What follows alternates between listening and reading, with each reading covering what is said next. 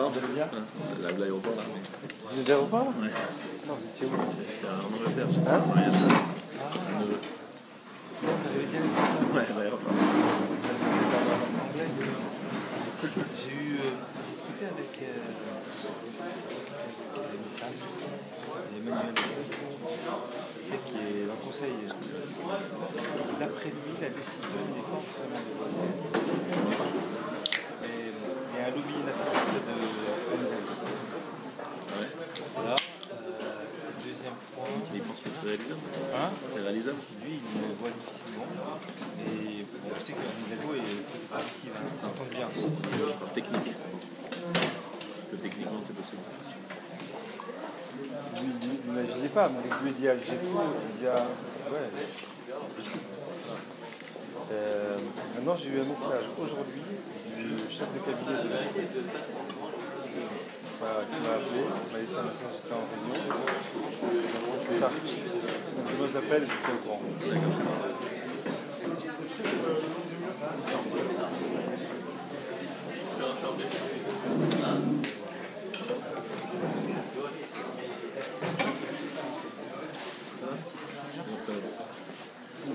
Vous allez bien?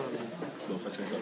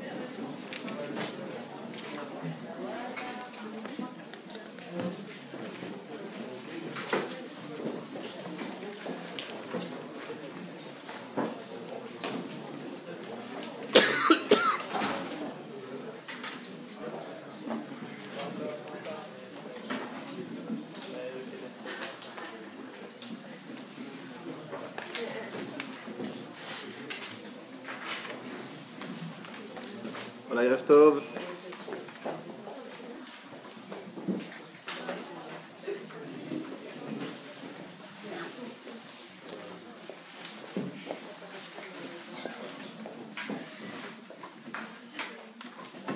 Voilà, nous allons, si vous voulez bien, essayer ensemble d'approfondir certains éléments de la paracha de Lech Lecha. Vous le savez, Maaseh Avot, Siman Lamadim. Tout ce que la Torah relate concernant les patriarches, c'est Siman. Alors le mot Siman, traduction littérale, c'est un signe, mais c'est mal traduit. C'est quelque chose qui construit l'avenir des enfants. C'est-à-dire que notre histoire à nous, elle est écrite dans Bereshit. Pas seulement notre ascendance. C'est pas seulement que nos patriarches, Abraham, Yitzhak, Yaakov, sont dans Bereshit. Leur histoire, c'est tout simplement une préparation, une construction. Et nous allons le voir à nouveau ce soir. Et il se trouve que dans Lech Lecha, c'est encore beaucoup plus marquant. Comme d'habitude, je vais présenter les choses sous la forme d'une question et après d'une réponse. Donc je vais vous poser une question gênante. Je pense qu'elle est gênante, cette question. On a l'histoire suivante. Il y a 4 rois et il y a 5 rois. C'est la paracha qui se trouve un peu au centre de Lech Lecha. 4 rois et 5 rois. On nous raconte des guerres entre 4 rois et 5 rois et on se pose la question au début, quel intérêt de nous parler des problèmes géopolitiques de l'époque d'Abraham? Donc d'abord, 4 rois qui prennent le dessus sur 5 rois, et donc ils leur imposent des taxes, etc., différentes choses. Puis après, ces 5 rois se libèrent, en fait se s'offre une certaine liberté, alors qu'évidemment, ils sont toujours sous emprise des 4 rois. Les 4 rois viennent, après 13 ans, ils attaquent ces 5 rois, et de nouveau, ils prennent le dessus. Bon, je ne vais pas rentrer dans les détails, c'est 4 rois, 5 rois, c'est quelque chose qui ne nous paraît pas... La raison pour laquelle la paracha en parle, a priori, c'est pour nous parler d'une histoire. Il y a Lot qui est le beau-frère et le neveu d'Abraham. On va juste faire un petit peu rapidement un petit rappel. Il y a le père d'Abraham, il s'appelle Terach, n'est-ce pas? Terach, il a 3 fils. Un, il s'appelle Nahor, un s'appelle Abraham, et l'autre s'appelle Haran. 3 fils. Très bien. Haran, il a 3 enfants. Le premier enfant s'appelle Lot. Le deuxième s'appelle Sarah. Il appelle Miska. Et un autre enfant qui s'appelle Milka. Les oncles se marient avec leur nièce. Abraham va se marier avec sa nièce, Sarah. Et Nahor va se marier avec sa nièce, Milka. Parce que là, c'est facile. Donc, question, mais je vais voir si vous avez bien suivi. Lot, par rapport à Abraham, c'est qui? Son neveu, le fils de son frère, on est d'accord? Et son beau-frère, voilà, vous allez voir si vous avez bien suivi. C'est son neveu et son beau-frère. C'est le frère de Sarah, et c'est aussi son neveu. Alors, on n'en parle pas beaucoup, Haran, parce qu'il a eu une vie écourtée, très écourtée, puisqu'il a fait, c'est un Rashi très fameux, tout le monde a entendu parler de ce Rashi. Haran, il voyait Nimrod, il voyait son frère Abraham, il voyait qu'il y avait une opposition très forte entre les deux. Et à un moment, Nimrod décide de jeter Abraham dans la fournaise ardente, Ur Kasdim. Et puis, Haran, il dit, voilà, si Abraham s'en sort, si mon frère Abraham s'en sort, je suis avec lui. Si Abraham meurt, je suis avec Nimrod. Qu'est-ce qui se passe? Vous savez la suite. Abraham s'en sort. On pose la question à Haran. Monsieur Haran, avec qui vous êtes? De quel côté vous êtes, monsieur Haran? Avec Abraham ou avec Nimrod? Qu'est-ce qu'il répond? Il a dit, je suis avec Abraham, il s'en est sorti miraculeusement, il a été jeté dans le feu, il est sorti vivant, indemne. On dit pas de problème. On prend Haran et on le jette dans le feu. Et Haran, il est jeté dans le feu, mais lui, il brûle. Voilà la mort de Haran. Haran va brûler parce que sa foi, sa conviction, il ne la fonde que sur des miracles et sur la preuve, entre guillemets, par A plus B. Ça va pas. Abraham, lorsqu'il a été jeté dans le feu, il était prêt à donner sa vie. Il n'a pas attendu de miracle. Et il a bénéficié d'un miracle. Haran, lui, il comptait sur le miracle. Il n'en a pas eu. Ça, c'est une parenthèse, c'est pas le sujet. Donc, on a 3 frères, Nahor, Abraham et Haran. Très bien. Continuons. Abraham propose à Lot, son beau-frère et son neveu en même temps, de le suivre. Lot, il accepte. Il le suit partout, jusqu'au moment où ils se séparent. Ils se séparent parce que ils ont des troupeaux, l'un et l'autre, et qu'il y a un problème de cohabitation. On ne va pas rentrer dans cette explication, bien sûr, plus poussée. La cohabitation est difficile parce que les pâturages sont peu nombreux et qu'on a du mal à partager les pâturages. Donc finalement, il y a des disputes entre les bergers, et Abraham et Lot se séparent, et Lot fait un choix absolument incroyable. Il s'installe à Sodome, l'endroit le plus mal fréquenté au monde. Il vient de chez Abraham, il décide de s'implanter à Sodome, alors que c'est l'endroit le moins plus.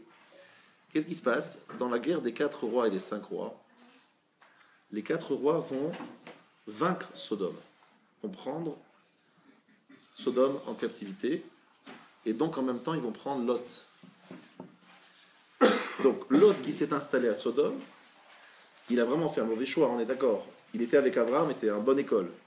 Il décide d'aller chez les voyous de Sodome. Il prend, franchement, un mauvais chemin. Mais Abraham, il dit, c'est mon neveu, c'est mon beau-frère, je vais les sauver. C'est là que notre chiour commence. On va les sauver. Très bien. Alors on a quand même affaire à 4 rois. Alors les rois de l'époque, je ne sais pas si c'était des rois avec des millions d'habitants, on est d'accord, des rois c'était, on va dire, des milliers de sujets, et c'est quand même 4 rois qui ont déjà vaincu 5, c'est-à-dire c'est déjà des gens puissants. Ils ont fait leur preuve. Quels sont les moyens qu'a Abraham pour aller faire la guerre contre ces gens-là? Est-ce qu'il a des moyens? Est-ce qu'il a des ressources militaires? Alors effectivement, il a 318 personnes. 318 personnes. Alors on va le voir dans le texte que je vous ai préparé. Regardez bien. Tout simplement à la page 2. Non pas le premier verset, mais le deuxième. Bereshit chapitre 14, vous voyez. Vaishma Avram kinishba achiv. Avram a entendu que son frère avait été capturé. Vayarek et Tranichav yelide beto. Qu'est-ce qu'il a fait? Alors c'est quoi Vayarek? Arma ses fidèles. Vous avez la traduction en français. Il a armé ses fidèles. Shmona Asar ou Shlosh Meot. Ils sont dans le nombre de 318. Vayirdof ad Dan. Et suivi la trace des ennemis jusqu'à Dan. Vayichalek aleem laila hu va'avadav. Vayakem. Il se glissa sur eux la nuit avec ses serviteurs. Les bâtit. Vayirdefem ad Chova. Les poursuivit jusqu'à Chova. Asher mismol de Damas, qui est à gauche de Damas. Alors la vérité c'est que le traducteur il est gentil, mais il a fait un petit, bon, il a fait certains choix. Je respecte son choix, mais en fait il a essayé de glisser, de lisser un petit peu le texte.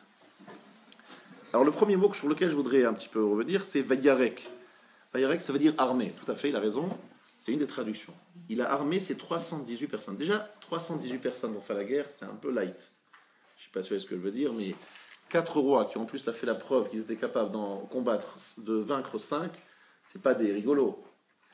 Et donc, a priori, 318 personnes, c'est un peu light. C'est plus qu'un peu light. Sauf que je vous ajoute quelque chose que vous n'avez pas devant vous. C'est parti des rabbins, on a des exercices corrigés, on sort des tiroirs, des choses que vous n'avez pas. C'est Rabbeinu Bechaye.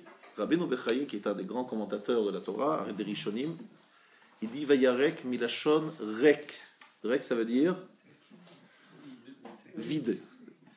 Vider. Aujourd'hui, en français, d'ailleurs, ça va très bien. Lorsqu'on dit qu'on vide quelqu'un, c'est pas un excellent français. Ça veut dire qu'on s'en débarrasse. Alors, Vayarek, c'est qu'il a fait le vide. Et que ça veut dire qu'il a fait le vide, c'est qu'il a passé un examen à chacun de ses candidats au djihad, pas au djihad, au combat contre ces terribles rois. Il n'y en avait que 318, déjà, vous avez entendu. Des prétendants, il n'y en a que 318. Sur les 318, il a fait un examen. Il a dit, bon, on va voir. Quelles sont les questions qu'il pose, à votre avis? Les mêmes questions qu'on voit dans la Torah avant de partir en guerre. Est-ce que vous n'avez pas fait de Haverot? Est-ce que vous n'avez pas... vous n'êtes pas fiancé, vous n'êtes pas marié, donc votre fiancé vous attend. Il a posé toutes les questions.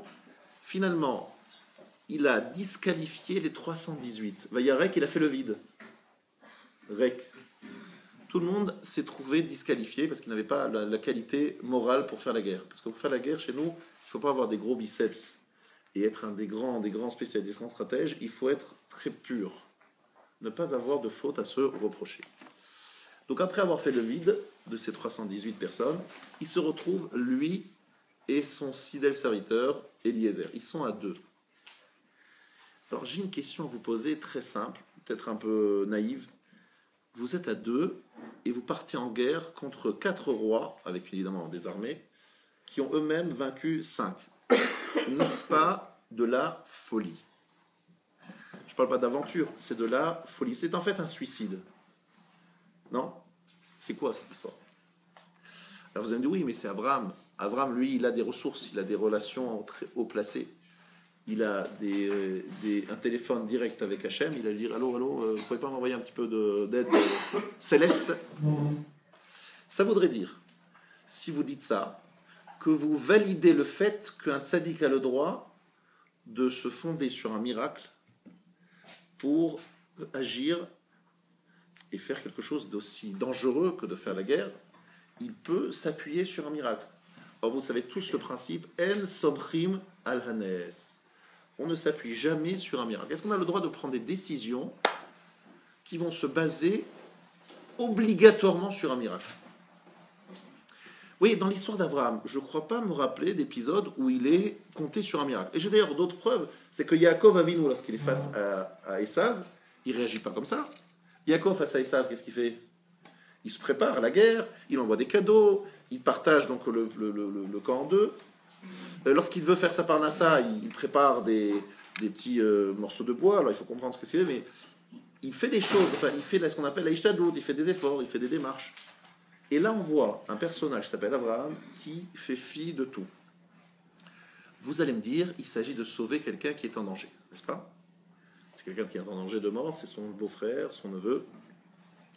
Est-ce que dans un cas de danger de mort, on a le droit de se mettre soi-même en danger de mort? C'est une question halachique qui peut se poser. Je souhaite à personne d'avoir cette situation. Il y a quelqu'un qui est en train de se noyer parce qu'il y a un fleuve en crue. Un fleuve avec des courants extrêmement forts. Vous le voyez en train de se noyer. Est-ce que vous avez l'obligation de vous jeter dans le fleuve, sachant que vous n'êtes pas sûr de pouvoir vous en sortir vous-même? A priori, il y a une mitzvah de sauver une personne, c'est extraordinaire. Ça n'a pas de prix, cette mitzvah, c'est magnifique. D'un autre côté, est-ce que j'ai le droit de me mettre en danger pour sauver autrui? Si le danger est maîtrisé, s'il y a, on va dire, un risque limité, peut-être oui, et encore. Mais là, c'est pas qu'il y a peu de danger, c'est que le danger, il est maximal. Est-ce que vous allez dire, bon, je me jette à l'eau, c'est le cas de dire, parce qu'il s'agit de sauver quelqu'un qui est dans l'eau, on dira, Dieu va intervenir et il va me sauver, parce que j'ai fait cet acte. Est-il autorisé de faire une chose pareille? Je ne pense pas. Et donc, de ce fait, je voudrais vous poser cette question ce soir. Comment expliquez-vous l'attitude d'Abraham qui, c'est vrai, pour une cause importante, sauver son neveu, son beau-frère, il se met en danger, il prend des risques et il s'appuie sur un miracle pour s'en sortir? Voilà la question. Et je pense que c'est une question qui peut nous concerner à nous, parce qu'on peut avoir nous aussi des choix à faire dans notre vie. En tout cas, en somrim alanes, on ne s'appuie pas sur un miracle. Abraham ici a fait le choix du miracle. Voilà la question. Je pense que la question est claire. On va essayer d'y répondre. En essayant de répondre à cette question, on va ouvrir, vous allez voir, des horizons absolument insoupçonnés. Puisque la paracha de cette semaine, ni plus ni moins, n'est pas une paracha qui parle juste d'un problème de Lot qui s'est fait prendre par des gens. Il s'agit d'une vraie problématique qui va bien au-delà. Et je m'explique. Je vais vous donner lecture d'un midrash qui se trouve le midrashim simplement, sans donner l'adresse exacte.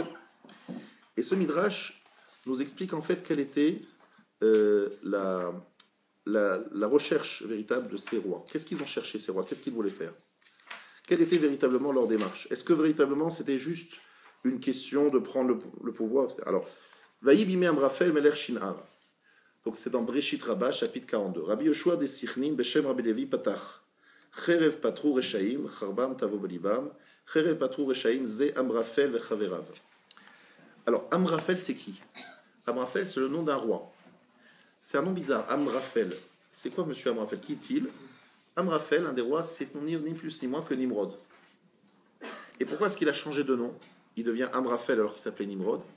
Parce que Amrafel, c'est un jeu de mots.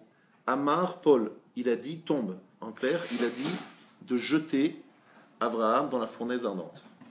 Donc, un des rois dont on parle ici n'est autre que Nimrod, l'ennemi juré d'Abraham. Donc, lui, qu'est-ce qu'il veut faire, Amrafel? Lui, il veut tout simplement la pile à Nivévion, leur but stratégique, leur motivation pour faire la guerre n'était pas juste le fait de vaincre des rois, mais il s'agissait, Rabotai, les hapil anivevion zélot. Il voulait attraper Lot. L'itvoa richredarer pour assassiner celui qui est droit, zé Abraham. En fait, il y a une stratégie pour arriver à Abraham. Ils se disent, Abraham en direct, il est intouchable, on va l'attraper en prenant son neveu, son beau-frère Lot, on va l'attraper. On sait qu'Abraham, il ne restera pas les bras croisés. Donc Abraham va venir vouloir sauver son beau-frère et on va en profiter pour se débarrasser d'Abraham. Le fameux ennemi juré d'Abraham, Nimrod, qui a essayé de le jeter dans la fournaise ardente, qui justement s'appelle Amraphel. C'est-à-dire il reste dans la même atroche, celui qui veut faire tomber Abraham, l'ennemi, l'opposant d'Abraham. Abraham professe le monothéisme, Nimrod fait exactement l'inverse. Nimrod, il est au contraire celui qui défend le paganisme. Lui, il défend toutes les idoles et il a Abraham qui s'oppose à cela. Donc, Nimrod, Amraphel, cherche à toucher Abraham. Pour toucher Abraham, il a trouvé le système, il va toucher son neveu. Voilà le but. Alors, évidemment, on a compris qu'ici, il y a une véritable attaque contre Abraham. C'est plus simplement... Mais est-ce que cette attaque d'Abraham est une attaque seulement personnelle? Alors, il y a toujours un verset que je voudrais que nous retenions, si vous voulez bien. Ce verset, je vais vous le lire. Je ne sais pas si vous l'avez noté les autres années, mais c'est un verset qui m'a toujours beaucoup touché. Un verset qui parle justement de ce qui s'est passé juste à la fin de cette histoire. Que s'est-il passé? Regardez ce verset.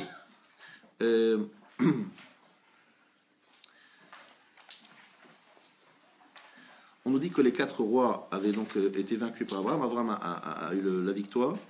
Et juste à ce moment-là, c'est écrit Yashev kol haruchush vegam et Lot. Donc il a ramené Lot. Vayitse melech Sodom likrato. Le roi de Sodome est allé à sa rencontre. Achare shuvo mehakot et Kedorlaomer et amelachim asherito. Après avoir frappé Kedorlaomer et les rois qui étaient avec lui. El emek shave hu emek hamelech. Emek shave, ça veut dire la vallée shave qui est égale. Emek hamelech, la vallée du roi. Qu'est-ce que ça veut dire? Rashi nous dit, écoutez bien ça. Emek sheushvu sham kol haumot v'imlichu et Avram alehem le nasi elokim ou le katsin, dit Rashi. Ça veut dire, c'est une vallée où tous les rois les plus importants de l'époque se sont tous mis d'accord. Emek shave, shave c'est d'accord, égal. Emek hamelech, ils ont décidé de nommer Abraham et de lui dire tu es Nessi Elohim, le prince de Dieu. Suite à la guerre qu'a fait Abraham, qu'il a gagné Abraham, et bien suite à cette histoire-là, tous les rois du monde, les rois principaux de l'époque, dont Nimrod, acceptent de reconnaître la suprématie d'Abraham, la justesse des paroles d'Abraham. Ça veut dire qu'ici, la discussion, c'est pas une question, c'est pas une guerre, c'est pas un problème militaire. Il ne s'agit pas de sauver seulement Lot. Il s'agit tout simplement de savoir qui va gagner la guerre. C'est quoi la guerre? La guerre entre Abraham et le monothéisme, et de notre côté, les rois qui, évidemment, défendent une toute autre approche du monde. Et donc, leur guerre contre Abraham ou contre Lot, c'est pas une guerre d'une personne, enfin d'un certain nombre de peuples contre Abraham, c'est une guerre contre Dieu. Ils ont voulu en finir avec Abraham. Et Abraham va les vaincre. Et cette victoire est définitive.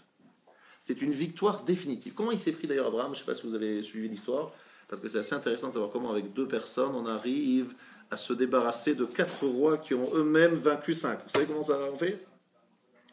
Alors, je ne sais pas si vous devez essayer, je ne pense pas qu'il faut essayer, parce que ce n'est pas évident que ça marche. Abraham, il a dit à Eliezer, tu sais, on va prendre des sacs de terre. Ils n'ont pas eu besoin d'ailleurs d'en chercher des sacs de terre, parce qu'ils avaient de la terre par terre, et ils ont simplement jeté de la terre contre leurs ennemis. Mais à distance, ces morceaux de terre se sont transformés en flèches, et c'est comme ça qu'ils se sont débarrassés de leurs ennemis. C'est assez miraculeux comme système. Je ne sais pas si vous pensez, qu'est-ce que vous pensez de ce système? C'est magnifique. Ce sont des armes gratuites. Il suffit simplement de se baisser pour ramasser la terre et il a lancé. Et ainsi, il s'est débarrassé de tous ses ennemis. Donc, c'est la guerre d'Abraham contre tous ceux qui sont contre le monothéisme et c'est la victoire du monothéisme face à tous ceux qui sont les ennemis de ce principe-là. Et ça, c'est Emek Hamelech, ça c'est la suite. Ça, c'est ce qui se passe ici. Mais ça, Rabotai, ce n'est pas encore quelque chose qui nous concerne. C'est magnifique, c'est extraordinaire, c'est important. Mais en quoi ça nous concerne à nous? Alors nos Chachamim vont aller plus loin. Et dans un autre Midrash, ils vont dire que les 4 rois correspondent aux 4 exils. C'est quoi les 4 exils? Les Arba Malchuyot, vous les connaissez, c'est la Babylonie, c'est les Perses, c'est les Grecs et c'est les Édom. Qu'est-ce que Abraham à l'aube de l'histoire, a affaire avec les 4 royaumes qui vont venir des années et des années plus tard. C'est qu'ici, chers amis, je vous disais que Maaseh Avot Siman Abanim, que ce que fait Abraham, c'est tout simplement quelque chose qui construit notre avenir. Abraham est en train de construire les pare-feux, les moyens de se protéger face aux 4 rois. Parce que les 4 rois, ce n'est pas juste des rois qui vont venir à des moments, des civilisations qui vont menacer le peuple juif. Ce sont des problématiques humaines fondamentales qui, pour être combattues, ont besoin de la foi, de la conviction religieuse d'Abraham pour pouvoir justement se protéger face à toutes ces sollicitations qui sont au nombre de 4.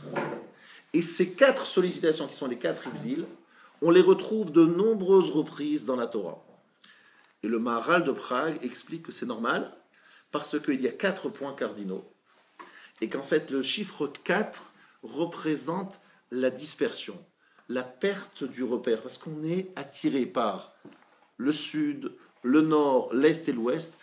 Chacun de ces 4 points cardinaux représente une attirance, une force qui nous fait douter de notre conviction, de nos convictions.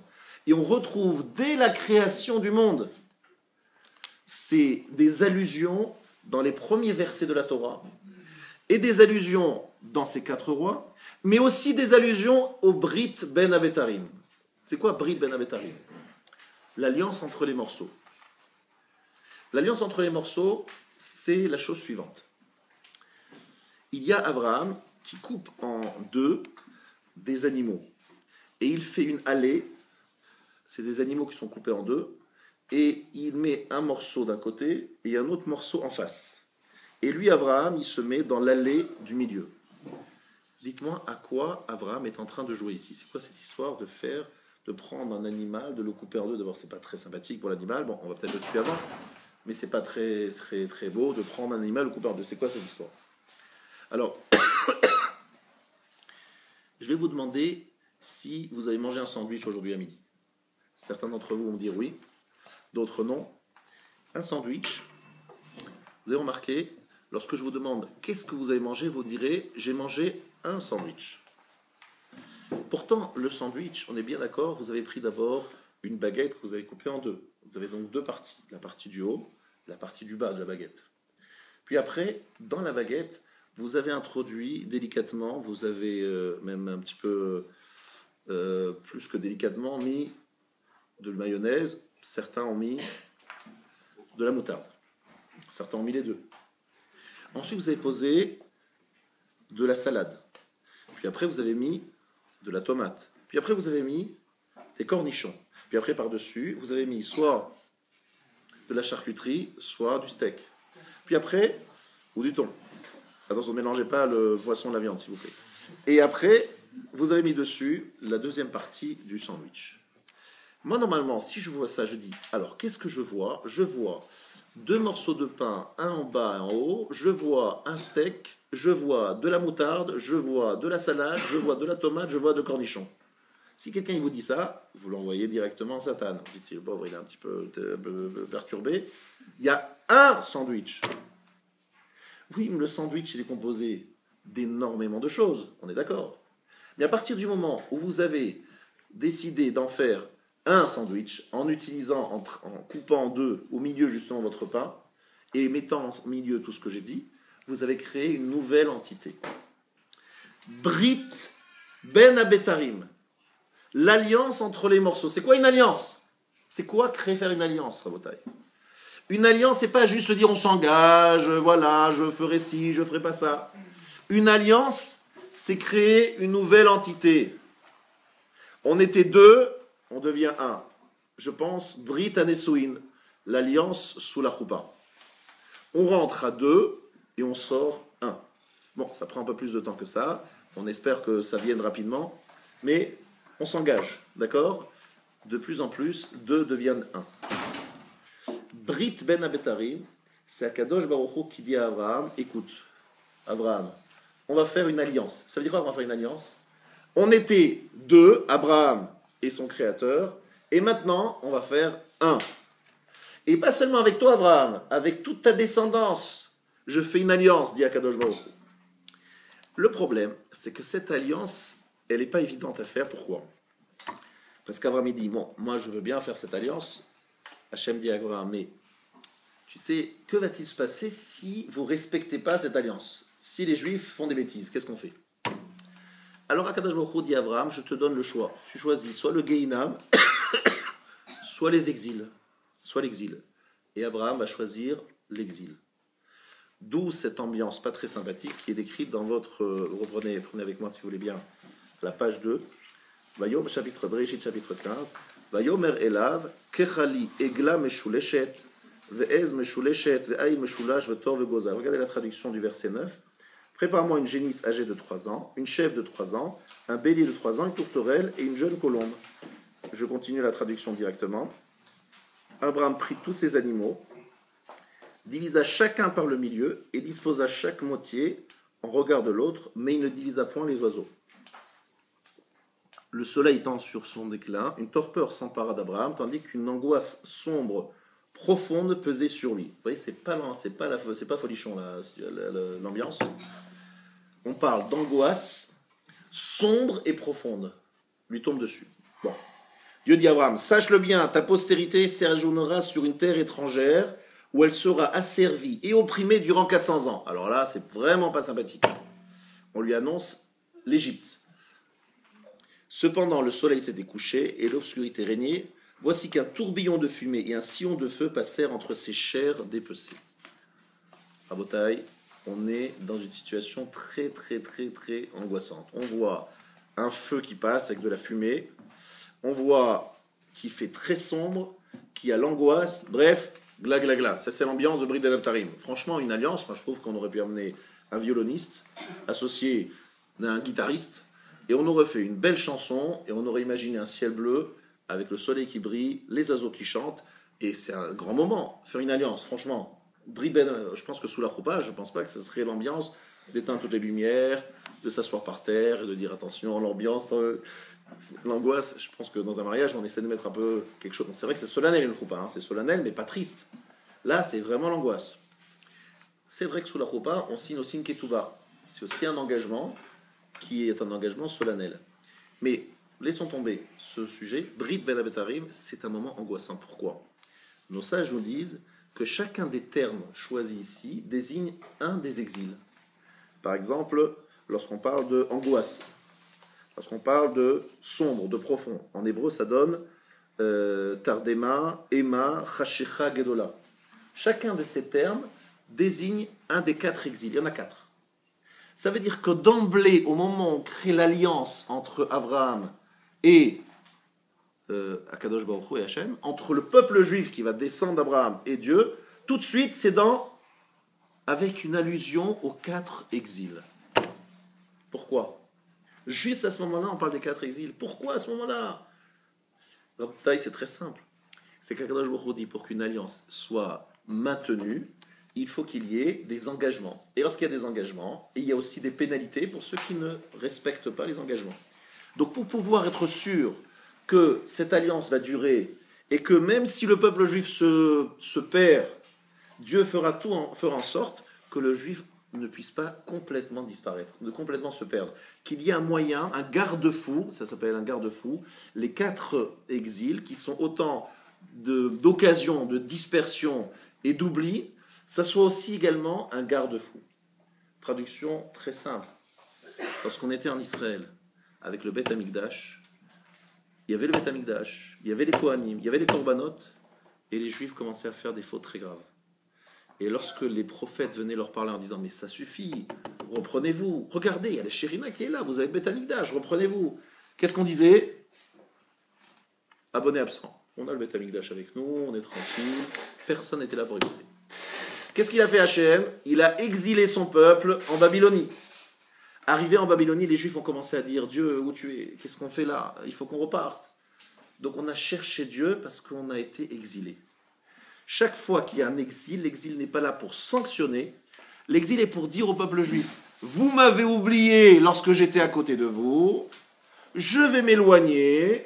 Je vais vous éloigner et je vais m'éloigner aussi. Comme ça, un jour, vous allez me chercher. » C'est comme une jeune fille qui se trouve que son fiancé ou son amoureux est un petit peu light. Tout d'un coup, plus personne qui répond au portable. Il appelle, il rappelle, il envoie des SMS, des mails, il envoie des copies, des machins. Personne au numéro demandé. Alors évidemment, il a les boules, il se dit, ah là là, je suis en train de la perdre. Alors tout d'un coup, il retourne, il revient en courant. N'est-ce pas? C'est comme ça que ça se passe. Mesdemoiselles, en tout cas, je vous dis que c'est comme ça qu'il faut faire si vous voulez garder les... Fallait pas rappeler. Non, non, c'est quelqu'un qui vient. Simplement, nous, des fois, on sent que cette fille, elle est acquise, je te dis, bon, ça y est, c'est bon, c'est dans la poche. Et on ne fait plus les efforts. Il faut que de fois en temps, elle rappelle, attends, on n'est pas mariés, c'est possible que... Mais même les femmes mariées, ou elles sont mariées, de temps en temps, les maris, ils se dispersent, ils sont dans leur boulot, dans leurs affaires, ils s'oublient. Alors, des fois, les femmes envoient des petites montrent certaines absences sur certains domaines, et les maris reviennent, enfin, on espère, reviennent au galop. Voilà. Bon, c'est partie de la nature humaine. On a beaucoup de mal à vivre avec longtemps sans oublier qu'on est avec quelqu'un. Moi, je peux vous dire, j'étais à côté de grands d'Israël, on a des Gdolé Israël. À force de les voir tous les jours, vous ne les voyez plus. C'est des grands personnages. Et les gens disent, ah, quelle chance, tu étais là à côté, oui, je ne le voyais plus. Mais il était là à côté de toi. Mais oui, mais je ne le voyais plus parce que je le voyais tous les jours. À un moment, j'étudiais près du Kotel. Je passais près du Kotel tous les jours. Et j'ai vu un jour, j'ai accompagné quelqu'un qui venait d'arriver de France, qui arrive au Kotel, il pleurait, il était en train de faire une prière. J'ai dit, oh là là, je suis jaloux de toi. Toi, tu pries au Kotel comme il faut prier, avec tout ce cœur, avec toute cette émotion. Moi, je passe tous les jours, je ne le vois plus. Donc, c'est un peu ça le problème. Lorsqu'on est proche du Beth Amikdash, proche d'Akadosh Baruch Hu, on l'oublie. Donc, Akadosh Baruch Hu, il a prévu les exils pour nous ramener vers lui. Mais, il a aussi prévu les exils pour garantir qu'on est vraiment, vraiment fidèle. Parce que s'il n'y a pas d'option, s'il n'y a pas on va dire, de séduction de la part du monde extérieur, on ne sait pas si vraiment on est là parce qu'on n'a pas d'endroit où aller, ou bien si on est là parce qu'on a fait un choix. Donc Dieu a prévu 4 exils, c'est-à-dire 4 options. Première option, Babylonie, c'était l'idolâtrie principalement. Les Babyloniens, c'était l'idolâtrie. Puis après la Perse, les Perses c'était qui? C'était Achashverosh, c'est l'opulence, c'est la richesse. Deuxième type de raison de perdre un petit peu l'Est. Nous on ne dit pas de perdre blanc, nous c'est on perd l'Est. Troisième possibilité, c'est Yavan, les Grecs, la Chokhma, la sagesse grecque. Voilà. Et après Edom, la force, la technologie, l'organisation, etc. Bref, on a 4 grands domaines et Edom réunit les 3 premiers. Edom, il a les 3 premiers qu'il organise très bien parce qu'il est très très organisé. Bref, on a 4 peuples, 4 moyens de séduction et ces 4 exils qui existent dans notre vie tous les jours d'aujourd'hui sont là continuellement pour garantir qu'on ne s'oublie pas. Parce que quelque part, on veut être certain que si on est là, c'est pas parce qu'on n'a rien d'autre à faire. On a plein de choses à faire, il y a pas mal de choses sympathiques à l'extérieur. Mais on est là parce qu'on a décidé d'être là. Et en même temps, si on n'a vraiment pas compris pourquoi on est là, eh bien un jour on nous fait sortir d'ici, on nous amène très loin. Et à ce moment-là, on se rend compte qu'on a vraiment les boules et qu'on veut revenir.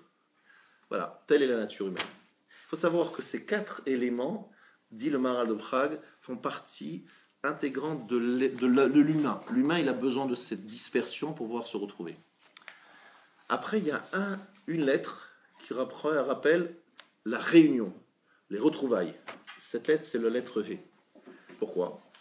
Parce que la lettre He, c'est un dalet avec un yud renversé.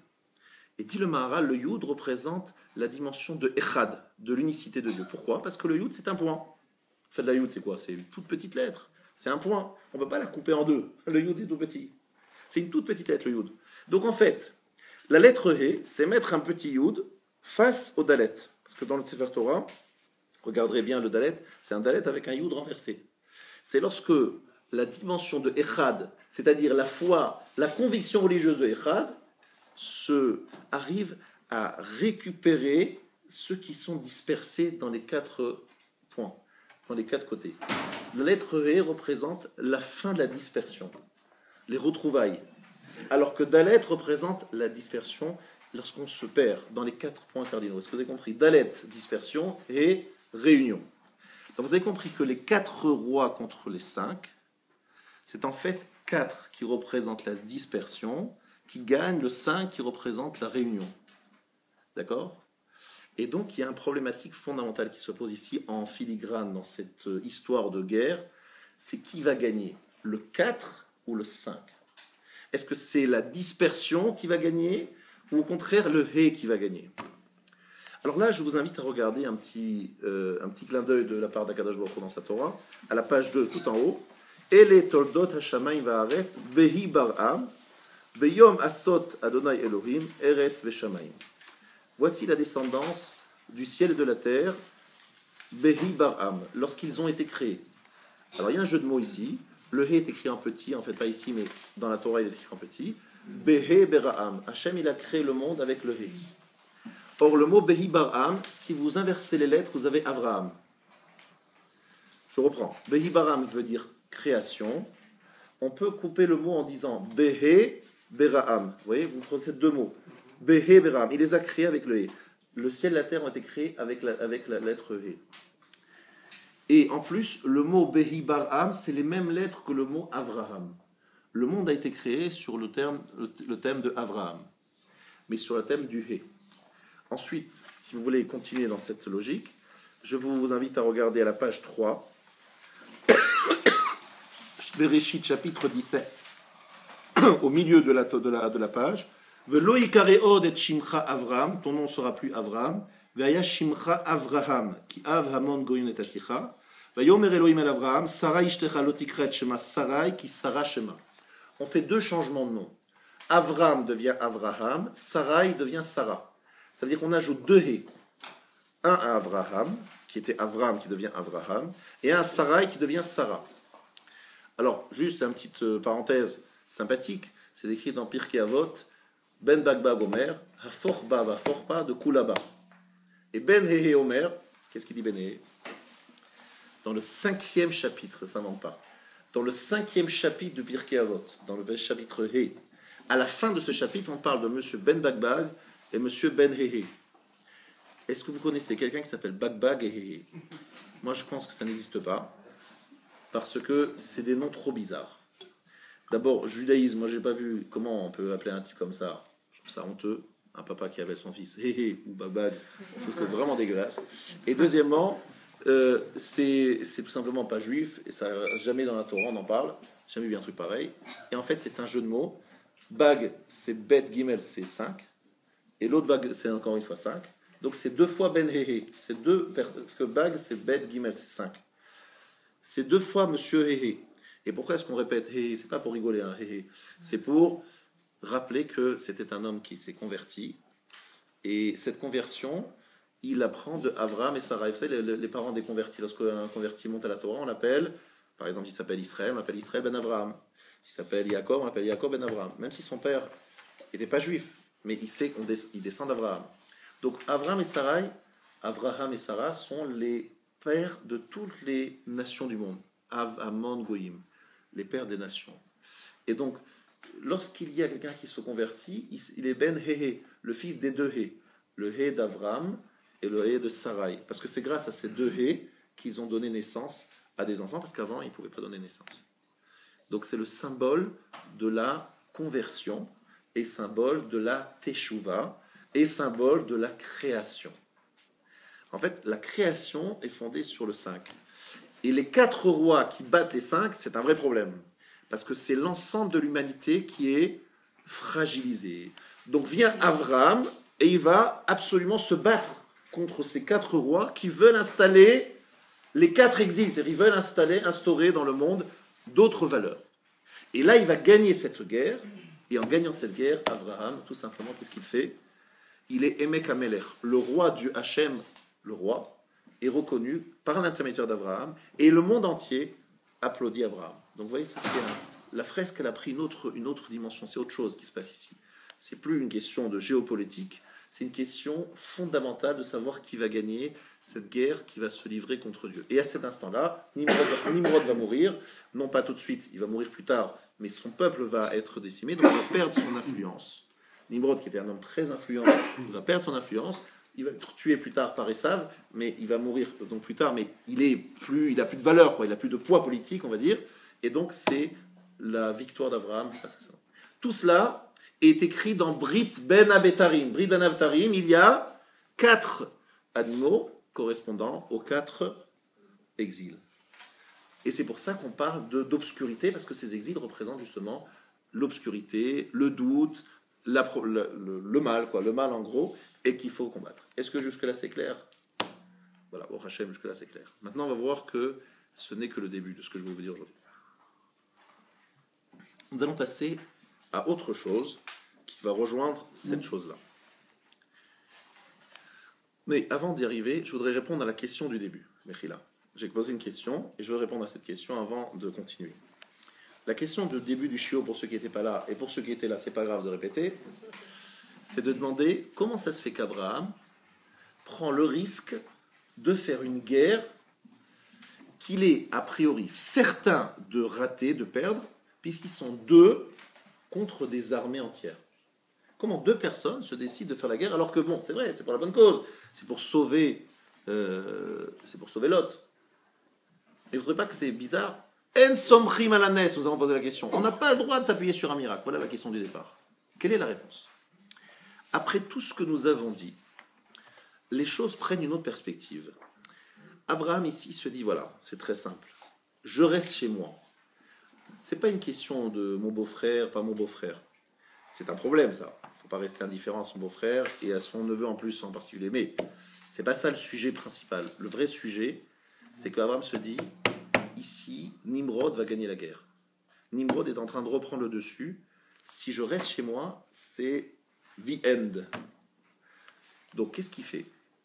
Il part en guerre, non pas en pensant gagner la guerre, il n'est pas sûr de la gagner, non pas pour sauver son neveu, c'est sûr que s'il peut le sauver, c'est mieux, mais en se disant, je dois être moser nefesh, c'est-à-dire donner, s'il le faut, ma vie, mais je ne peux pas rester chez moi. Je vais vous raconter une histoire qui me perturbe énormément. Il faut que je vous la raconte. Un jour, le Chafetz Chaim, il a dit à quelqu'un, vous savez que le Chafetz Chaim, il est mort en 1933. En 1917, il y a eu la révolution en Russie. Je pense que vous vous en rappelez un peu. Je sais que les classes sont loin. Bon, mais je vous rappelle quand même qu'en 1917, il y a eu la révolution russe, c'est quand même important dans l'histoire. Et il y a eu ce fameux rideau de fer qui est tombé, pas seulement sur les non-juifs, mais sur les juifs également. Et l'instauration par Lénine et Staline, par tout ce que vous savez, c'est-à-dire l'arrêt total de toute pratique religieuse, avec des sanctions catastrophiques pour ceux qui pratiquaient la religion. Vous le savez, c'est pas la peine d'en parler trop longtemps. Mais juste la phrase du Chafetz Chaim. Le Chafetz Chaim a dit, on aurait dû faire quelque chose. On lui dit, Chafetz Chaim, vous voulez faire quoi? Qu'est-ce que vous auriez dû faire, Chafetz Chaim? Il dit non, on n'aurait pas dû laisser les choses comme ça. On aurait dû venir, nous, qui c'est nous?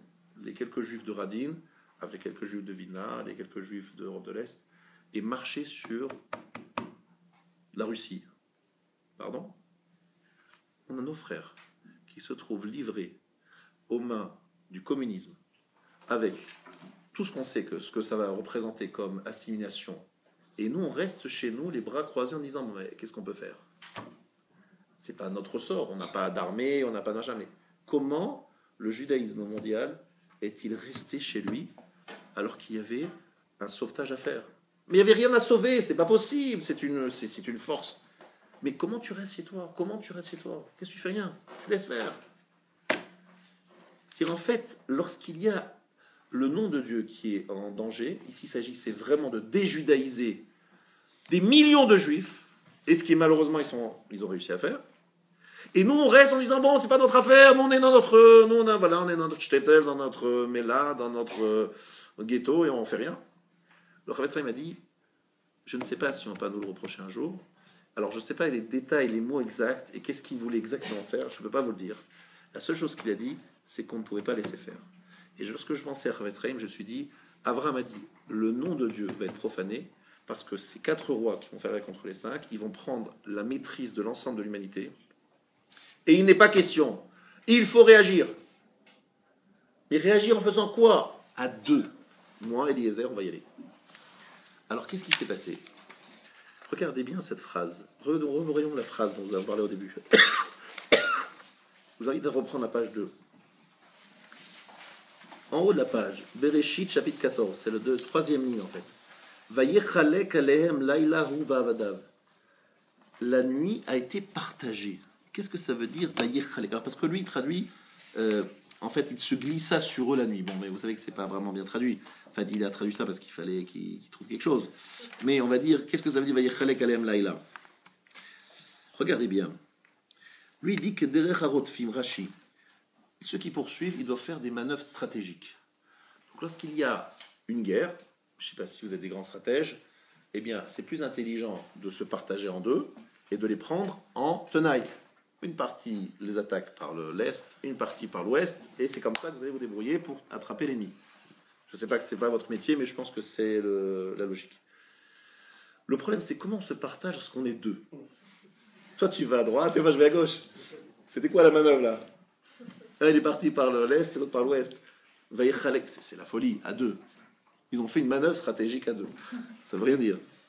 Alors, regardez bien ce que dit le Midrash. Nechlak alayla bechetzio arishon asalones vechetzio hasheni nishmar uba lo lechatzot layla shel Mitzrayim. Cette nuit, c'était la nuit du Seder. C'est la nuit du Seder. Et la nuit qui est partagée en deux, Rashi nous explique. La première partie, il y a eu le miracle que nous avons décrit. Et la deuxième partie, il l'a gardé au frigidaire, au congélateur, pour ses enfants, ses descendants Abraham, qui ont fait, la deuxième partie de la nuit, ils ont eu Makat Bechorot, ça s'est passé à minuit. Moitié de nuit pour Abraham, l'autre moitié pour ses descendants qui ont pu faire Pessah. Regardez comme c'est magnifique ce que Rami nous disent. Mais ils le disent d'une façon toujours avec beaucoup de poésie. Ils sont en train de dire que Abraham, face à la menace de l'exil, il a offert à ses enfants le soir du Seder. Je vous pose une question. Si on n'avait pas le soir du Seder, est-ce que nous serions ici, ce soir, en 2014, en train de parler d'Abraham et de Sarah? Je vous dis que non. Abraham a offert à ses enfants Chatzot, il a sorti d'Égypte. Qu'est-ce que ça veut dire qu'il l'a offert? Ça veut dire tout simplement, grâce à sa conviction, à sa foi profonde, il a créé un peuple qui va être capable de sortir d'Égypte, ce n'est pas évident, qui va être capable de vivre des miracles et qui va être capable d'en parler jusqu'à la fin des temps. Et qui l'a créé ce peuple? C'est Abraham. Par quoi? Par cette foi, par cette émouna, par cette conviction religieuse. Oui, Abraham, il a créé ça. C'est par son mérite qu'on a la nuit du Seder. Et c'est la nuit du Seder que s'est passée cette histoire. Pour nous dire que les quatre exils, si on veut les vaincre, il n'y a qu'une chose, se réunir en famille. Le papa et la maman parlent à leurs enfants et ils disent, on est sorti d'Égypte, Dieu est avec nous, Dieu a fait des miracles, il en a fait, il en fera encore. Cette phrase, ces messages du soir du Seder, c'est la seule façon de se battre contre les quatre exils. Or, le soir du Seder, on n'est que dans le chiffre 4. Les 4 enfants, les 4 questions, les 4 vers, etc., etc. Pourquoi est-ce qu'on parle que du 4? Encore le 4. Ce n'est autre que les 4 rois dont on parle ici. Les 4 rois étant les 4 symboliques des 4 exils, les 4 dispersions. Et ce chiffre 4, on arrive à le résoudre grâce au chiffre 5, le He, qui est le chiffre de Abraham, de He de Abraham qui devient Abraham, Sarai qui devient Sarah. C'est-à-dire qu'on est capable de mettre un petit Yud, qui veut dire la croyance dans un Dieu unique, face aux 4. Le He, c'est un Dalet avec un petit Yud renversé, qui symbolise la capacité, face à cette dispersion, à ces 4 rois, de mettre un Abraham qui va dire « je crois en Dieu », même en pleine nuit, même lorsque le doute est là, lorsque l'obscurité est là, il dit « je crois en Dieu ». Et non seulement il dit « je crois », mais je vais dire à mes enfants de continuer à en parler de la sortie d'Égypte. C'est Abraham qui l'a construit. D'ailleurs, le Tour nous dit que le mérite de ce Pessah, c'est Abraham qui a le mérite de nous avoir légué Pessah, Yitzhak Shavuot, Yaakov Sukkot. C'est très simple. Abraham, c'est Pessah. Mais sans parler du côté mystique des choses, c'est très logique. Abraham, c'est celui qui a construit la Emouna. C'est lui qui l'a construite. Et nous, on est simplement les héritiers. Réponse à ma question du départ. Comment Abraham s'appuie sur un miracle et il va faire la guerre à des gens qui sont excessivement nombreux et lui, ils sont deux personnes? C'est que c'est la nuit et qu'il a décidé de dire au monde: je fais Messirut Nefesh, je suis prêt à donner ma vie pour la sanctification du nom divin. Je ne suis pas sûr de m'en sortir vivant. Je ne compte pas sur un miracle. Mais je ne peux pas rester chez moi. Je ne peux pas rester chez moi en disant, bon, c'est pas mon problème. Il y a Nimrod qui se balade, c'est pas mon problème. Il y en a qui ont fait ça. Hachem, il est resté dans sa yeshiva. Ever, ils sont restés dans sa yeshiva. Metushelach, il est resté dans la yeshiva. Nachor, Hanor, il est resté dans la yeshiva. Noach, il est resté dans sa teva. C'est pas qu'ils ont peut-être pas voulu, ils ont peut-être voulu en sortir, mais ils n'ont pas trouvé les arguments. Le seul, c'est Abraham qui dit, je ne peux pas rester chez moi. Je parle. Si on m'entend, tant mieux. On m'entend pas, ben je fais la guerre. Si on veut pas m'écouter, je fais la guerre. Mais je suis à deux. Mais c'est pas grave. Je fais la guerre. Ah, on va me tuer. C'est pas grave. J'aurais fait mon devoir. Je peux pas rester. Je peux pas continuer comme ça. Je peux pas laisser les choses se faire. Après, le Rambam nous dit que celui qui fait la guerre, le Shem Shamaim, avec tous ces traits, c'est sûr qu'Hachem va l'aider. Bon, ça c'est des niveaux très élevés. Mais cette croyance, cette foi, c'est Abraham qui l'a construit cette nuit-là, le soir du Seder. C'est là qu'on a vaincu les 4 euros. C'est-à-dire que si un juif aujourd'hui, malgré la situation aujourd'hui, l'idolâtrie c'est plus trop à la mode, vous avez compris, mais on va dire le problème de l'opulence, de la facilité, du confort. Si un juif un jour, il arrive au Beth Midrash Aleph, un mercredi soir, et il s'assoit écouter un rabbin qui nous saoule, qui nous parle, il n'arrête pas de parler, et on l'écoute quand même, alors qu'il y avait un bon programme à la télé ce soir, c'est quelque part parce qu'il y a Abraham qui, le soir du Seder, il a dit « Stop, j'en veux plus de cette civilisation, je construis la Emouna. » Et je ne la construis pas avec des phrases, il n'a pas fait des discours, des conférences. Il a fait des conférences, il a fait des discours. Mais il n'a pas fait que des conférences et des discours. Il a invité chacun en disant « Viens manger ici chez moi. Fais la bracha. » Et puis après, il a fait la guerre s'il fallait faire la guerre. Et il a construit une famille, Yitzhak. Maintenant, je vais vous poser une question. À la place d'Abraham, vous n'aurez pas été un petit peu déprimé? Où sont tous les élèves d'Abraham? Où sont tous ces élèves? J'aimerais savoir. Dites-moi où ils sont, je les cherche. Je sais Yitzhak, je connais Yaakov, je connais les fils de Yaakov. Où sont tous ces élèves? Ces élèves sont partis où? Il y avait des milliers d'élèves. Il était Messie Elohim. Il a été élu par toutes les peuples du monde. À l'ONU, ils ont fait une standing ovation. S'il vous plaît, merci. Nous arrêtons tous les diodim. Nous allons poser la parole à Abraham Avinu. Abraham est venu devant la tribune de l'ONU. Tout le monde s'est levé. Il a applaudi en disant... Vous êtes le président, l'ONU, président de tous les présidents, président de toutes les nations du monde. C'est vous, Abraham. Voilà ce qu'ils ont dit. Magnifique, mais c'est magnifique, c'est extraordinaire. Et alors? Et après? Ben Abraham, il est retourné chez lui. Non, certains l'ont suivi. Parce qu'ils ont fait, ils ont fait des photos, il y avait les paparazzi, il y avait Paris Match, etc. Il a été interviewé sur CNN et sur etc., toutes les télévisions du monde. Et puis après, tout le monde disait « Abraham, la star, machin, magnifique ». Et puis après, combien d'élèves il a eu? Peut-être beaucoup d'élèves.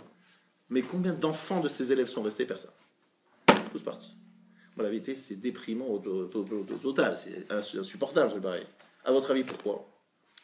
Il y a une raison. Et rappelez-vous bien de cette raison. Le soir du Seder, ce n'est pas des discours. Il y a 4 vers... Il y a des paroles, il y a tout un seder justement à faire. Il y a une action, il y a des maasim, il y a des mitzvot, il y a des règles, il y a des obligations, il y a la halakha. Alors autant qu'on n'aime pas la halakha, que c'est un peu pénible, c'est faire ci, il ne faut pas faire ça, et les rabbins, ils sont en train de dire c'est permis, ils disent c'est pas permis. On devient fou avec la halakha. Mais sachez que sans halakha, c'est exactement ce qui s'est passé avec Abraham. Tout le monde est content, tout le monde est beau, ah, c'est bien, il a fait un beau discours, on est content, on fait applaudir, on fait des... C'est tout vrai. Mais après, qu'est-ce qui reste? Walou, comme on dit chez nous en Alsace. Zéro.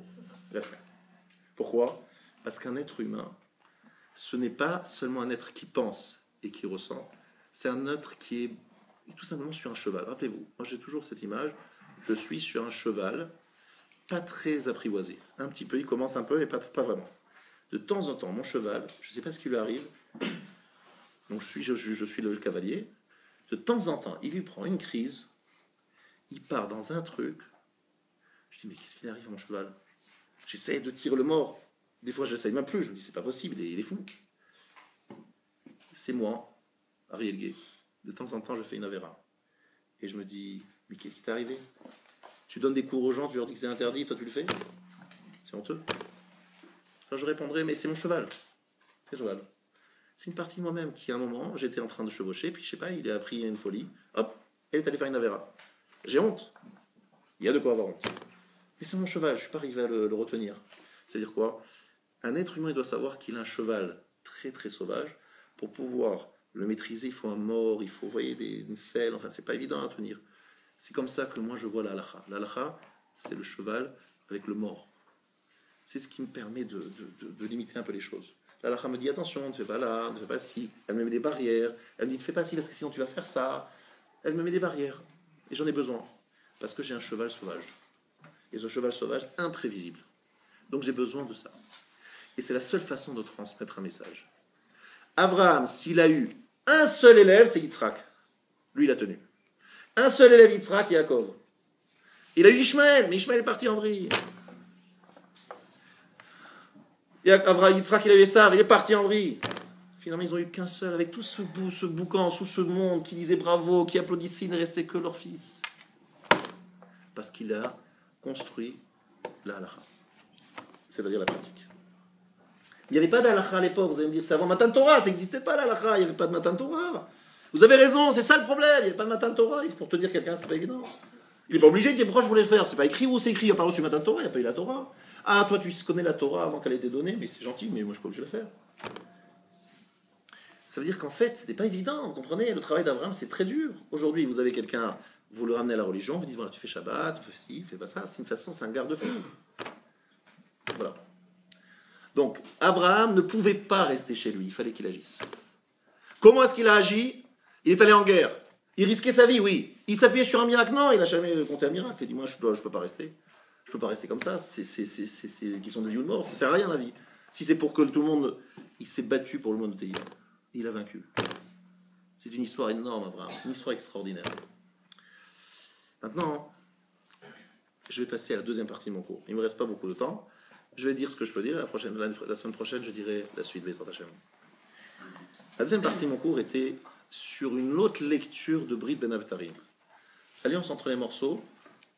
Il y a la lecture que nous avons donnée, l'allusion aux 4 exils.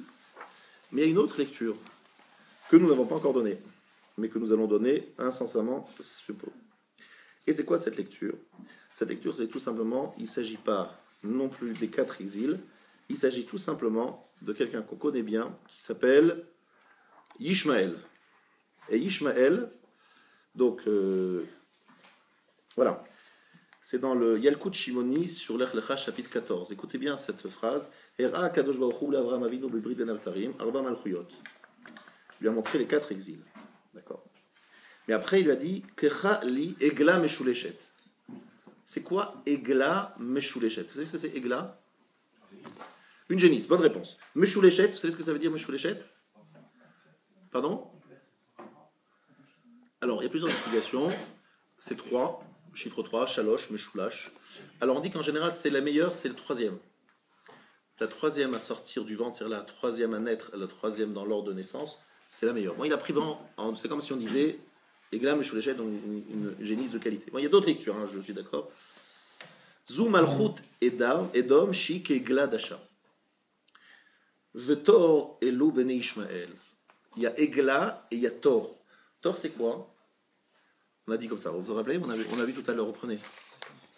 À la page 2, Bereshit chapitre 15. Vayomer elav kechali egla meshuleshet ve'ez meshuleshet ve'aïl meshulash ve'tor ve'gozal. Egla meshuleshet, c'est, on a dit, la génisse, c'est Esav. Et Tor, on a traduit nous que c'était la tourterelle. Mais Tor, c'est Tav, Vavresh. Il y a une autre lecture. Tor, ça veut dire taureau. C'est très proche du mot en français.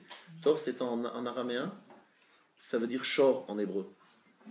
Donc en fait, il lui dit de prendre une génisse et un taureau. Bon, d'accord. Qu'est-ce que ça veut dire?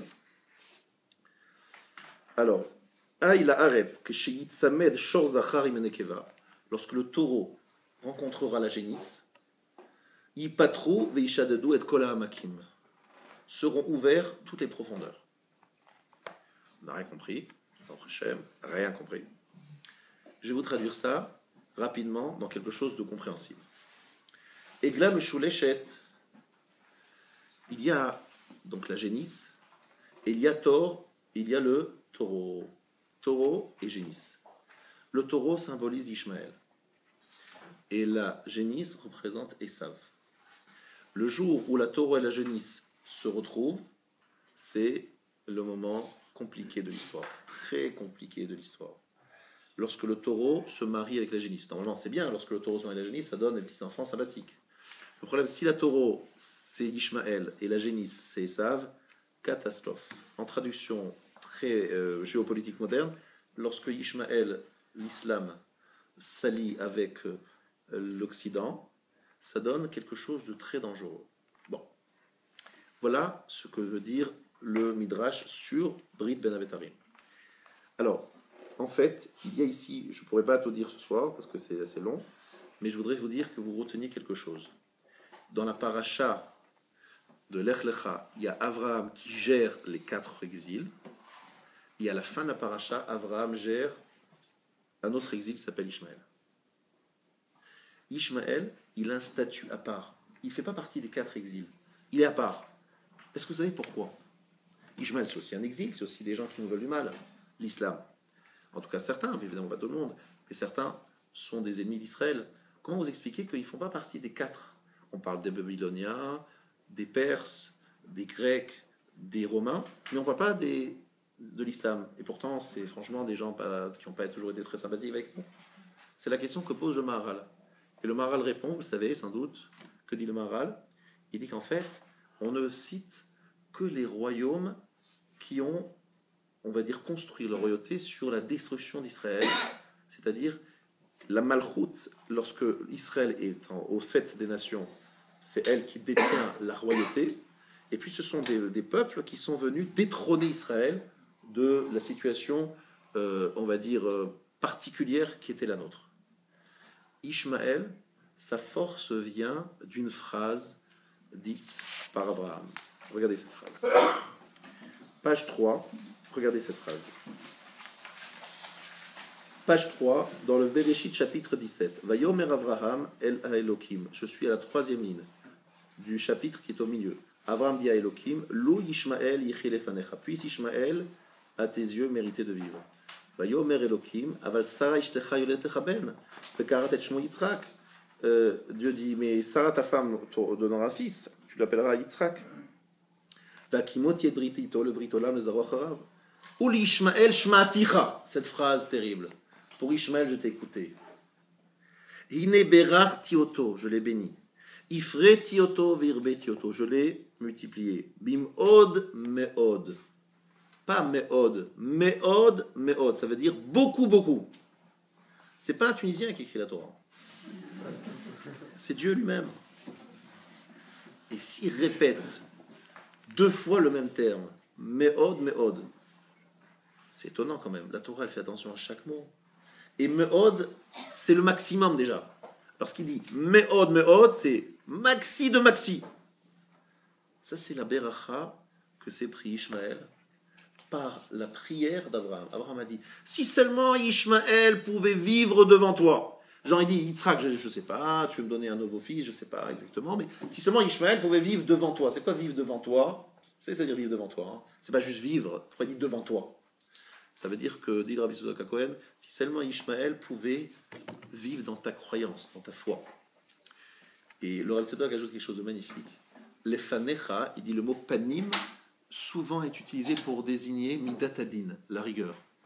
Et Ishmaël va vivre dans la rigueur de Dieu, dans la peur de la punition de Dieu, dans la peur de la sanction de Dieu. Les fanecha, c'est panim. Et panim, c'est panim shelzav. En général, ça désigne une dimension de colère divine. Donc, en fait, dans sa prière, Abraham dit, si seulement Ishmaël pouvait te craindre. Vous voyez, si seulement Ishmaël pouvait te craindre. Et à ce moment-là, qu'est-ce qu'il répond? Akadosh Baruch Hu dit, je t'ai écouté. C'est-à-dire que ta prière a été exaucée. Je vais les multiplier beaucoup, beaucoup. Voilà la réponse. Donc, lorsque le Maharal dit, mais pourquoi on a oublié Ishmaël dans les 4 exils? Il y en a 5, il y a Ishmaël, où il est. Il dit, oui, mais le 5e Ishmaël, il n'a pas pris sa force de la destitution d'Israël. Parce que les 4 exils, on a bien compris que c'est les anti-Israël. Lorsque Israël se conduit mal, ils viennent, ils prennent la malchoute à Israël et ils prennent leur force. Mais chez Ishmaël, c'est pas là. C'est Abraham qui lui a offert. C'est la prière d'Abraham. C'est de là que ça lui vient sa force. Vous entendez? C'est de là que vient la force d'Ishmaël. Parce qu'Abraham, là, l'a demandé à Dieu. Il a dit, je veux que tu donnes à Ishmaël une place. Voilà ce qui s'est passé. Et Ishmaël a pris cette place. Et il vit dans la crainte de Dieu.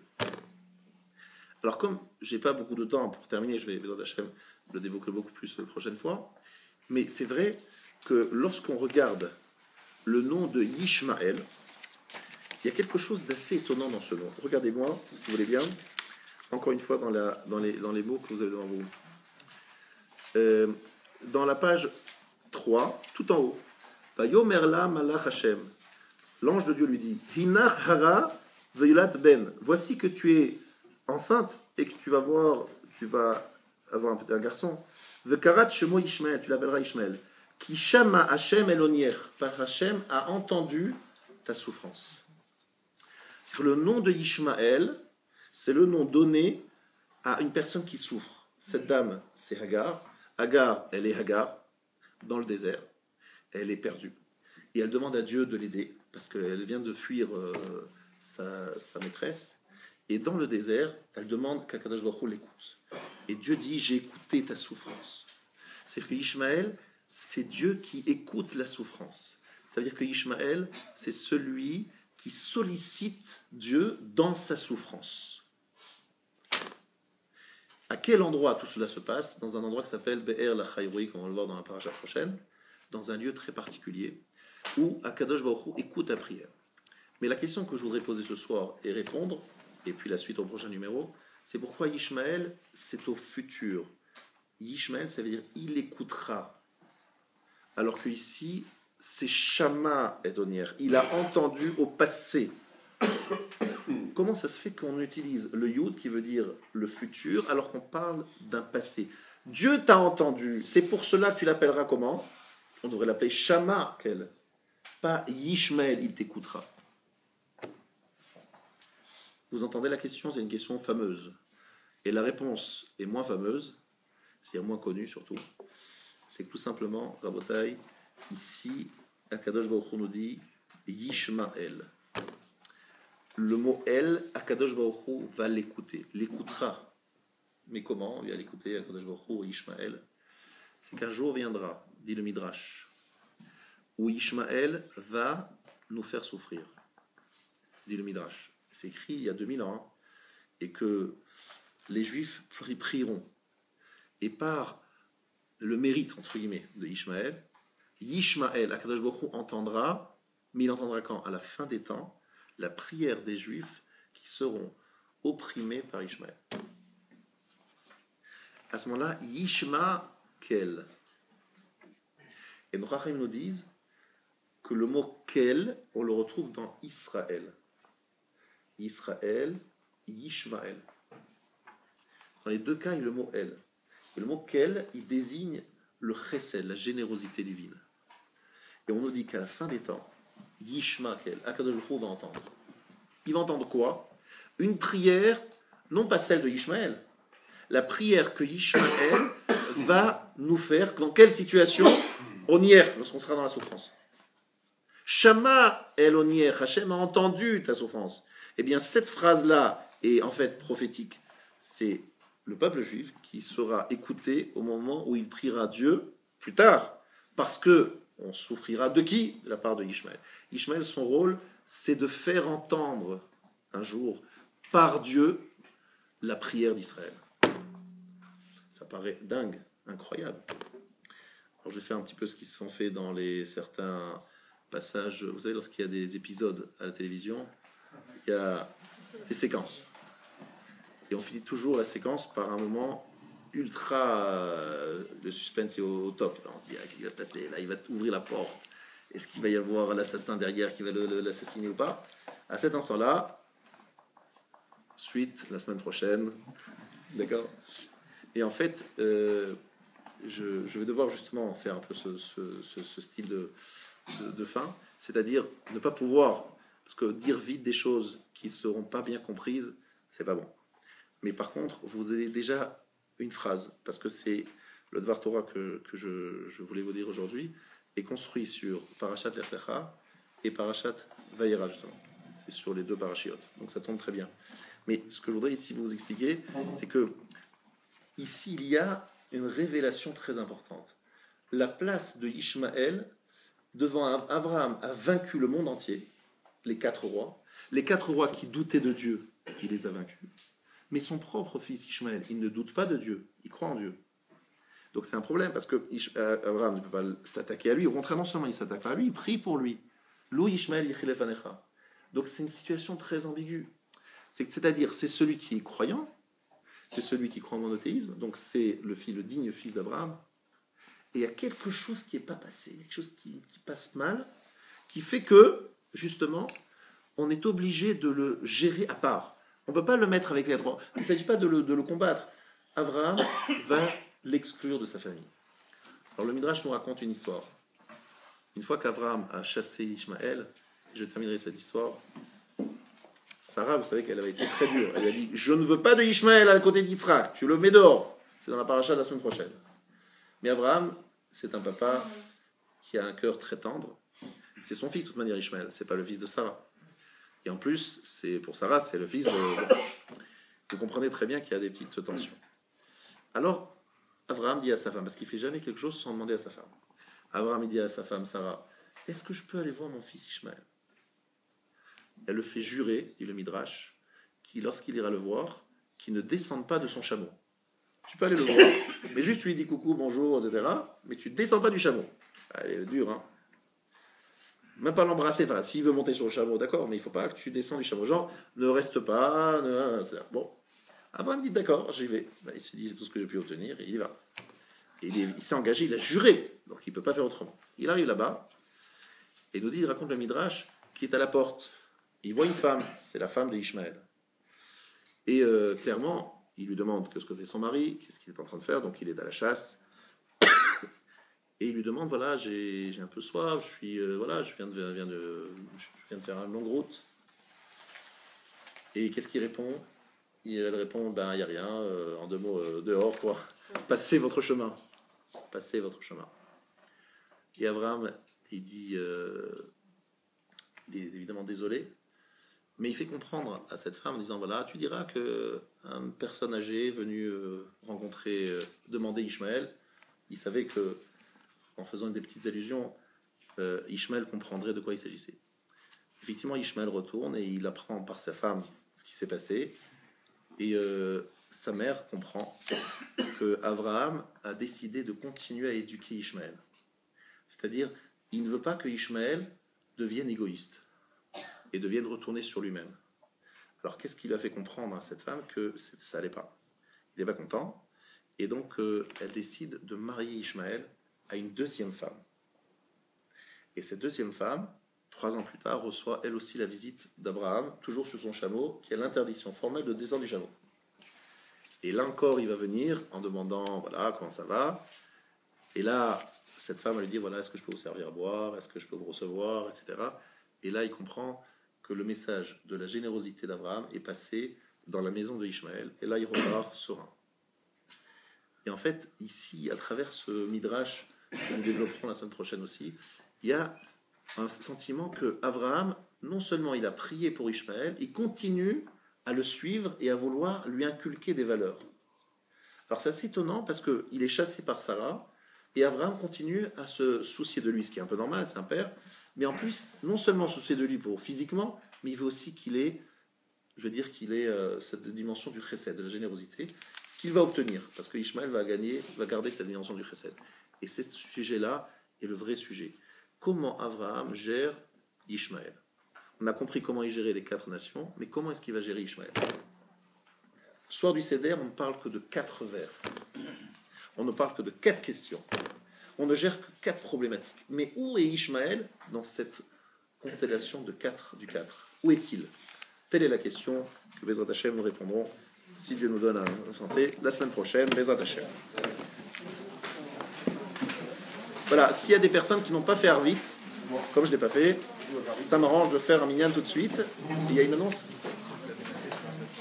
Voilà, il y a un Melavé Malka qui aura lieu, Bezrat Hashem, le 29 novembre, ici au Beth Midrash, sur le thème, le Mashiach, c'est ça, sur le Mashiach? Avec le Rav Wattenberg, Bezrat Hashem, à partir de 21h, ce sera le 29 novembre.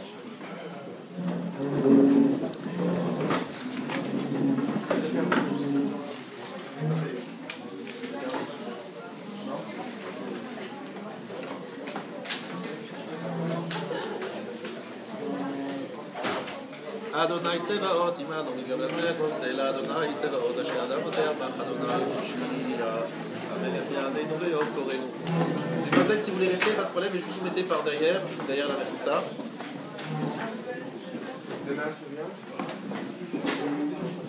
ידע גיל קדש, שמי רבה, מה תברח יבוטי וימים פרמותי ויעצמה בוקני וקרב משיחי. אמן. חיי חורנו וימי חורנו וחיי דכל בית ישראל בעגלה ובזמן קרי ואמרו אמן. אמן. שבר רבה ורב לעולם נפל היה, יתחרה וישתנה וישתנה ויתחונה ויתנשא.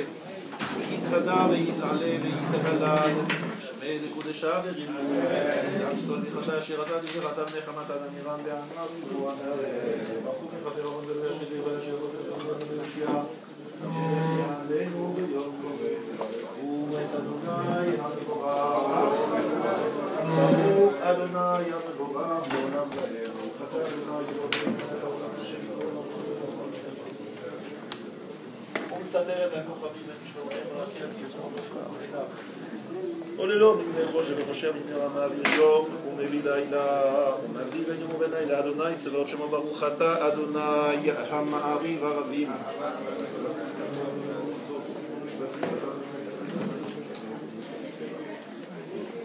ונשמח ונעלוז ונביא את אלימות תורת הארץ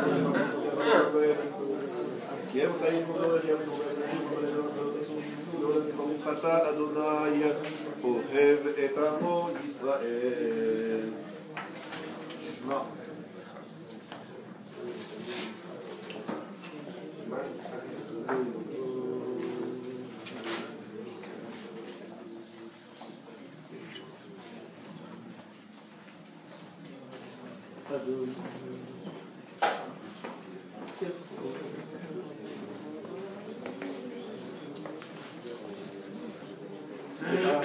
את אדוני אלוהיך בכל לבבך ובכל נפשך ובכל מאודך וקדימו כל דברים אלה אשר אנוכי מצאתי לך היום על לבביך ושיננת לבדיך ודברת בם בשקר בביתך ובדרך בדרך ובשורתך ובקומך ושרת מאוד על ידיך ואימות ודבות ביתך וכתבת ולזון ביתך ומשעריך והיה אם שמוע תשמעו המצוות הישר אנוכי מצווה אתכם היום לאהבה את אדוני אלוהיכם ולעובדו בכל לבבכם ובכל נפשכם ונתתם את ארצכם ובניתו יורה ומקדוש ואספת דגנך ותירושך ומצחריך ונתתי עשר לך לבאתך ויחדת ושבעת ישמעו לכם ונגדל לכם וסרתם ועבדתם אלוהים אחרים השתחוויתם להם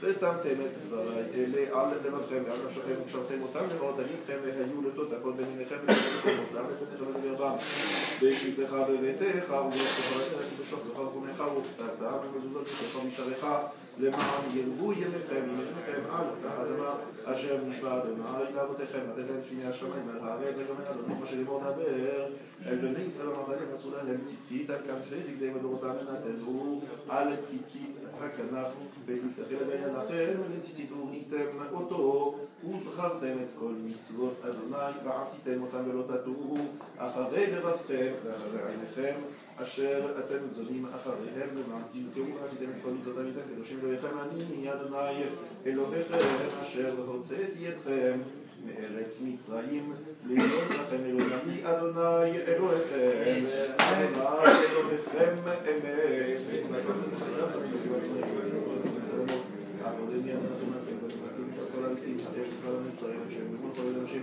אסם נפשנו בחיים ולא נתן אמות לגנו ולכם אבנות אויבינו וירם פעמים על כל סודנו הפועל ועושנו ותמות חרוב אותו ומובדים בזמן ונחם המכה בעברתו כל בכורי מצרים ויוציא שם ישראל מתוכם לחירות עולם המעביר בנה בית גזרי ים סוף בתופפיהם וסונתיהם מתאומות תיבאו בהם וגבורתו של כל